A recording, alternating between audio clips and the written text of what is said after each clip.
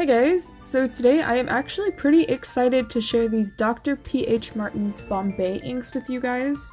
I personally have not been doing Inktober myself, but I have definitely been watching those who are participating posting, and it's really cool to see everyone drawing every day. I just personally, I'm not going to put myself through that right now, so I have not been participating in Inktober. I had no intention of participating in Inktober, so this was not like a shocker for me. I didn't fail it per se, I didn't even do it. But Instagram user Haikala, which I will leave a link to their profile in the description below, has actually been doing their entire Inktober process with inks, and I don't recall the brand off the top of my head that they have been using, but it looks really cool. They've been posting pictures and process videos every single day, and it's really cool to see what they've been doing. So I wanted to try out inks myself, and the ones particularly that they use are quite spendy, so I did not want to go ahead and use those ones.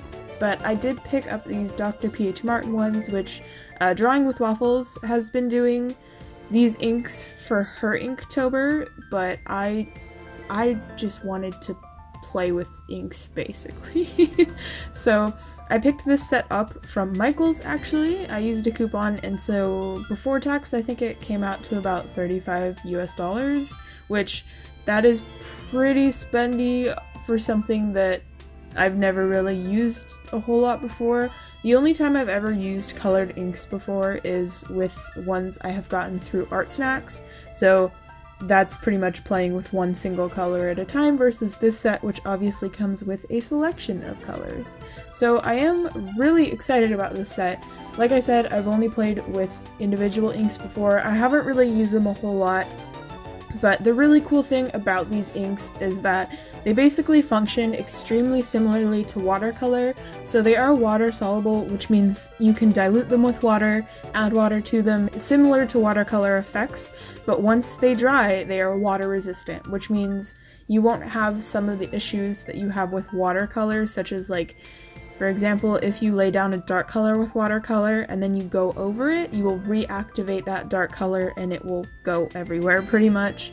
So that also means that these inks are not as forgiving once they are dried because they are water resistant, so once they're dried, they're there, they're not going anywhere sort of thing. But I just wanted to do a quick piece, so as you can see, I went ahead right into it, didn't know what I was doing, but we're just winging it. So I am painting some Decayed Guardians from Breath of the Wild because I very recently started playing Breath of the Wild again, and it's so much fun! So I have been doing some Legend of Zelda fan art, specifically Breath of the Wild, but I kind of wanted to paint some Guardians because I really like the design of the Guardians and I think they're super cool. So with these inks, I was really excited about using these. They had been sitting on my floor for about like a week and a half. I wanted to use them in a video, so I've been saving them. Plus, like, I normally draw from my bed, and I don't want to use these inks in my bed because obviously I'll probably spill them and they'll go everywhere. So I very rarely work from a desk. Most of the time if I'm working from a desk, it's because I'm recording a video, so finally got a chance to sit down and actually use these, and they are so much fun to play with. It is a very large selection of inks, but obviously you can mix colors, and you can pretty much mix like every single color from this set. It is a gorgeous set. I love the grass green color that it included. Such a pretty green. And then I'm not too fond of the yellow, but that's okay. It works.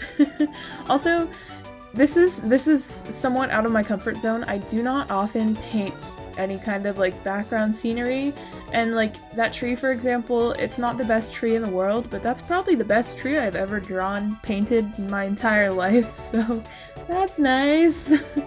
But I definitely had a lot of fun playing with these inks. If you're interested in them, I would definitely recommend picking them up if you can. I know it's kind of an investment. They're not super expensive, like full price, they're like $70, and obviously if you get them from like Michael's or Hobby Lobby, I think Hobby Lobby sells them, not sure.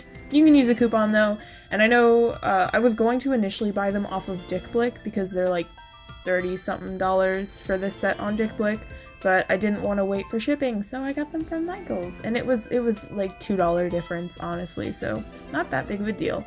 But I had a lot of fun using these inks. I wasn't sure how I would feel about them, but they are very similar in terms of like actually painting with them as watercolors, and I'm very, very familiar with watercolor, so these weren't too much of a difference for me. But I am really looking forward to using these inks more. I know a lot of people use them with dip pens, or they even put the ink straight up into like a water brush and do line work like that. But for the time being, I think I will stick to painting because that's what I'm comfortable with. But we are also cutting it close to the end of this video, so I'm going to end it here. But thank you guys so much for watching, and I will see you in the next one.